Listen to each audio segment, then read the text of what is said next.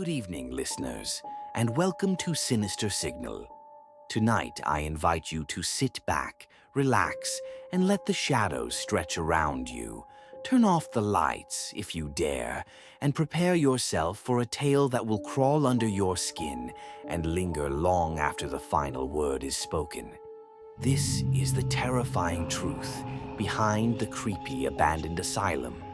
The forest loomed ahead, a jagged silhouette against the blood-red dusk. Miles from civilization, a crumbling road led to Blackwood Asylum, its name whispered in hushed tones among urban explorers and ghost hunters.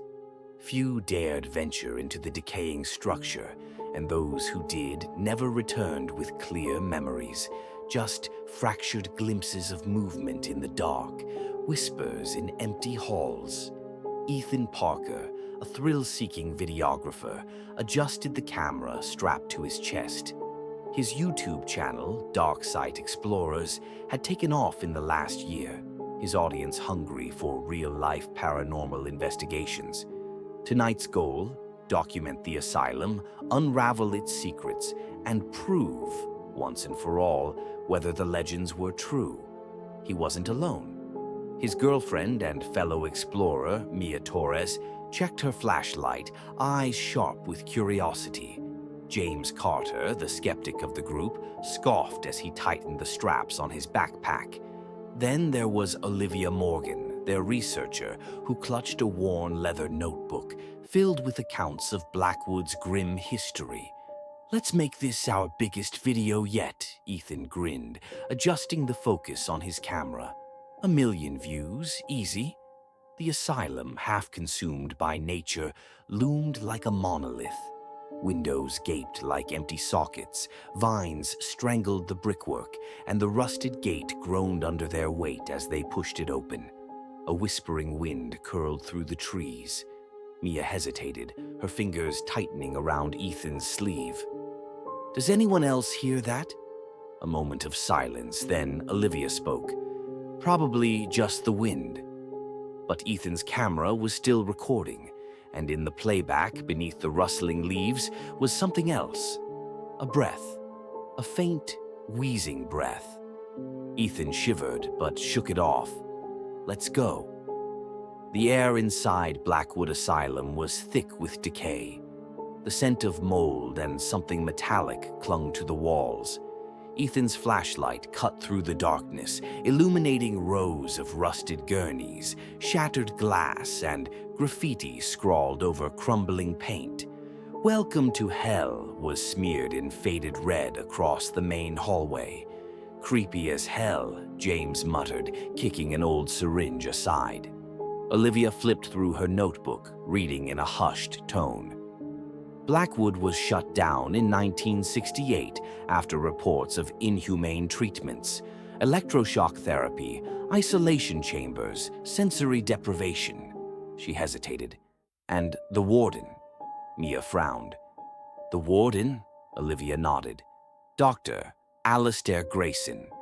They say he conducted his own experiments, ones so horrific that even the staff turned against him. He was never found after the asylum closed." Ethan smirked. "Now that's our hook. The Missing Warden of Blackwood. Sounds like a viral title to me." They moved deeper into the asylum, stepping over shattered furniture and peeling wallpaper. Then in the distance, a loud metallic clang echoed through the halls. The group froze. "That wasn't the wind," Mia whispered. James exhaled sharply. "Could be an animal. Or maybe some squatters." Ethan, always the daredevil, lifted his camera. Only one way to find out. They followed the sound. Down a long corridor, a rusted wheelchair sat in the middle of the hall, as if someone had left it there deliberately. The wheels faced them, unmoving. Then, without warning, it rolled backward. No wind, no incline. It just moved. Mia took a step back. "Nope, nope, we are not doing this." James swallowed. "Okay, so that was weird." Olivia's flashlight flickered. She smacked it a few times, cursing under her breath. When the beam returned, she gasped. Behind the wheelchair, a door creaked open. A metal plaque, barely legible under the grime, read, "Warden's Office." Ethan grinned, ignoring the chill crawling up his spine. "Mini win, guys. We just found the main event." He pushed the door open and stepped inside. The warden's office smelled of rot and dust. Papers lay scattered across a massive oak desk, faded with time. A rusted filing cabinet stood half open in the corner, its contents spilling onto the floor. A broken phonograph sat on a shelf, its needle resting on a cracked record. Ethan swept his camera across the room, excitement flickering in his eyes. This is it. If we find anything about the warden, it's gonna be here. Mia hesitated at the doorway. Something feels wrong. James exhaled, rolling his eyes. It's an abandoned asylum, of course it feels wrong. But Olivia wasn't listening. She knelt near the desk, brushing away dust from a leather-bound journal. The name on the cover was barely visible. Dr. Alistair Grayson. "Bingo," she whispered, flipping it open. The entries were erratic, scribbled in jagged strokes. The voices have grown stronger. They whisper secrets in the walls. They beg for release. I hear them even when I sleep. They show me things, visions beyond the veil. If I obey, they will reward me. The patients are the key. The experiments are working. Soon I will become like them. Mia shuddered. Like who? Then a thud from the hallway. The wheelchair had moved again. This time it faced the office door. Olivia's voice trembled. "We need to leave. Now." Ethan wasn't listening. He reached for the phonograph, his fingers brushing the needle. A loud screech filled the room. The sound was warped, inhuman. A voice crackled through the distortion, low and guttural. "You should not have come." The lights, dim as they were, flickered violently. The door slammed shut. James cursed, throwing his weight against it. "It's jammed. Help me." Then Mia screamed. A shadow moved behind the desk, not a trick of the light, not a reflection. A hunched figure stood there, its head tilting unnaturally. Its breath came in wet, ragged gasps. Olivia dropped the journal. "We're not alone." Then the phonograph screeched again, and the voice whispered one final warning. "He is awake." James rammed his shoulder against the door, panic overtaking skepticism. "Come on, open, damn it!" Ethan spun around, camera shaking in his grip. His night vision mode clicked on, casting the room in an eerie green. The figure behind the desk was gone, but its ragged breathing hadn't stopped. Mia clutched Ethan's arm. "Where is it?" Her voice was barely a whisper. The phonograph crackled again, playing a distorted, looping phrase. "He is awake. He is awake. He is awake." Olivia, trembling, lifted the fallen journal. She flipped through the pages with shaking fingers, stopping at a final entry, hastily scrawled in red ink. "I have become like them. I walk between worlds. The gate is open. Soon they will follow. We need to go right now." James kicked the door in frustration. "It won't budge. We're trapped." Ethan turned, scanning the room for another way out. His camera caught something the others couldn't see. Fingerprints smeared across the walls, long and clawed, appearing as if something had just crawled out of the shadows. Then the room went silent. No breathing, no phonograph, just an unnatural, oppressive stillness. And then the lights died completely. Total darkness. Mia let out a choked gasp. "Oh my God, it's in here with us!" A shuffling sound, nails dragging across the floor. The air grew heavy, charged with something unseen. Then Ethan's camera caught it. A figure in the night vision feed, tall, wrong. Its skin stretched too tightly over its skull, jaw unhinged like a broken mannequin. Empty sockets where eyes should have been, and it was moving toward them. Fast. James yanked the door again. This time it flew open on its own. They didn't think. They ran. down the hallway, through the asylum's rotting veins, not daring to look back. Their footsteps echoed in time with the thing that followed, its ragged breaths blending with the whispers rising from the walls. Then, just as suddenly as it started, the noise stopped. The group skidded to a halt, panting. They had stumbled into a vast circular room. Rows of rusted hospital beds lined the walls, leather restraints still fastened to the frames. The floor was coated in something dark, something that reeked of old blood. But the worst part, the beds weren't empty. Figures lay motionless beneath the sheets, their bodies contorted, flesh shriveled and blackened as if something had drained them dry. And at the center of the room, a massive gaping hole in the floor. Something was moving inside it. Olivia covered her mouth, suppressing a scream. This isn't just a haunting. This is a feeding ground. The pit at the center of the room pulsed like a living thing. It was wide enough to swallow them whole, its depths obscured by an unnatural darkness. The stench rising from it was unbearable. Rotting flesh, damp earth, something old and wrong. Mia clutched Ethan's arm. "We need to get out of here, right now." James took a cautious step back, eyes darting between the shriveled bodies and the hole. "What the hell is this place?" Olivia, breath shaky, flipped to the last few pages of the warden's journal. Her voice wavered as she read aloud. "The pit is the gate. They whisper from below, demanding more. I have given them patience, staff, even the curious wanderers who trespass.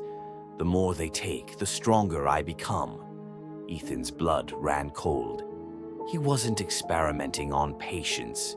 He was feeding them to whatever's down there. A sound, a deep, guttural exhale, rose from the pit. Something was waking up. The ground trembled beneath their feet. The beds rattled. The blackened husks of bodies twitched. Then the whispers began. A chorus of tortured voices, pleading, sobbing, echoing off the decayed walls. "Help us! Help us! Help us!" James shook his head violently. "Number, no, this isn't real." But it was. The husks began moving, their heads turned toward the group, despite their empty sockets. One of them sat up with a sickening crack, its head lolling to the side. Its lips, stitched shut with decayed flesh, pulled apart as it rasped, "He is coming." Then from the darkness, footsteps, slow, measured, heavy. The warden had returned. A silhouette emerged at the far end of the room, grotesquely tall, its face hidden beneath a cracked leather mask. In his gloved hand, he held a rusted bone saw, and behind him, the walls began to bleed. Mia screamed. Olivia stumbled backward, eyes wide with horror. Ethan lifted his camera with trembling hands, and through the lens he saw the truth. The asylum wasn't abandoned. It had never been abandoned. Hundreds of figures stood in the shadows beyond the warden, doctors, nurses, patients, all watching. Their skin was pallid, their mouths locked in silent screams. They weren't ghosts. They were still trapped. Ethan's breath hitched. "We have to get out of here. Now." The warden tilted his head, raising the saw. Then, the lights went out. The room was swallowed in darkness. Ethan's night vision flared to life, bathing the world in eerie green. The warden was gone, but the whispering grew louder. Hundreds of voices, begging, laughing, weeping. Then, a scream. "Mia." Ethan spun, his camera catching a pair of skeletal hands dragging her toward the pit. "No!" He lunged forward, grabbing her wrists just in time. The pit was writhing, moving, like a mouth opening wide. Shadows clawed at Mia's legs, trying to pull her under. James and Olivia rushed to help, yanking her back with every ounce of strength they had. Then the whispers stopped. Silence. Ethan barely had time to process the shift before a gloved hand grabbed his shoulder. The warden. He was right behind him. A paralyzing cold spread through Ethan's body as the warden's grip tightened. He couldn't move, couldn't breathe, could only watch as the towering figure leaned close and whispered in his ear. "You are mine now." The others screamed. The asylum shook. The walls began to close in. Ethan's mind fractured. The whispers flooded his skull, drowning out his own thoughts. He saw visions. The asylum, as it had been, filled with screaming patients strapped to beds, the warden standing over them, his saw descending again and again. And the final revelation struck him like ice in his veins.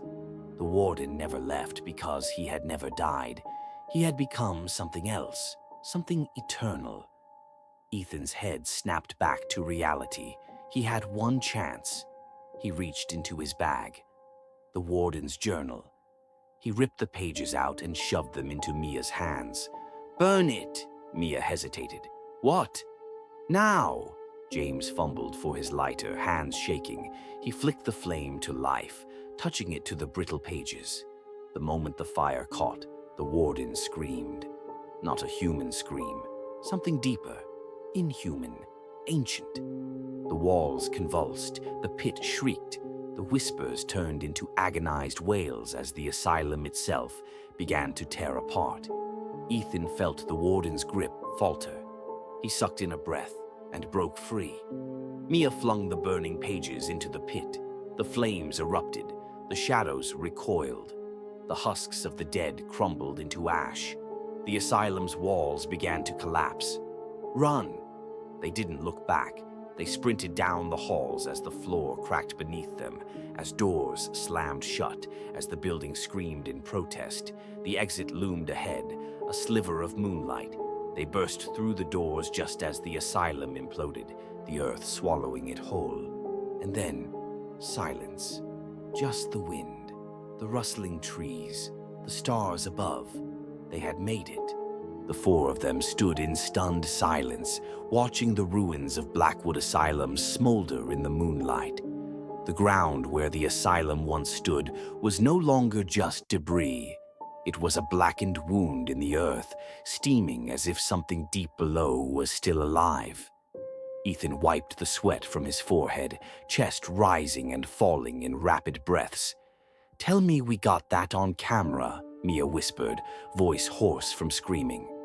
Ethan's fingers trembled as he pressed the playback button on his camera. The lens had been running the entire time. The screen flickered. Static. He rewound. More static. He scrubbed through the entire recording. Nothing. His heart sank. All the footage was gone. No, this isn't possible," Ethan muttered, shaking the camera violently as if that would bring it back. James let out a short, bitter laugh, one laced with exhaustion and fear. "Oh, it's possible.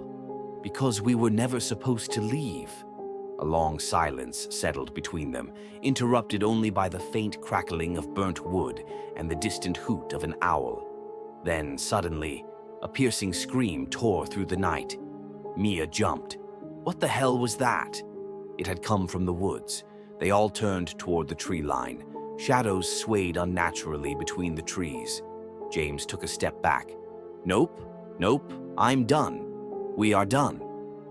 But Olivia wasn't listening. She was still staring at the smoking ruins, her breath unsteady. "Do you think we set them free?" she whispered. A gust of wind blew through the trees, but this time it carried something with it. A voice. "Help us." Soft, desperate, all around them. Mia gasped. "You heard that, right? Tell me you heard that." James spun in a full circle, eyes wild. "Guys, we are not alone." Another voice, barely more than a whisper, slithered through the wind. "Turn around." Ethan's stomach dropped. A shadow loomed over them, right behind them. He turned just in time to see a figure standing at the edge of the ruins. A man. No, not a man. His body was wrapped in a tattered, blood-stained coat, his head slightly tilted, the cracked leather of his mask peeling away to reveal something underneath. Something wrong. The warden. He was standing there, watching, smiling. Mia let out a broken sob. That's impossible. Ethan's breath hitched. He blinked, and the warden was gone. Just gone. But the air still felt heavy, as if he'd never left at all. The silence stretched between them, thick and suffocating. The wind howled through the trees, carrying whispers they couldn't understand. Ethan didn't speak. He just turned to the others and nodded. "We need to leave. Now." James didn't argue. Olivia didn't hesitate. They ran. But as they fled, Ethan couldn't shake the feeling crawling up his spine. The feeling that someone, was following them.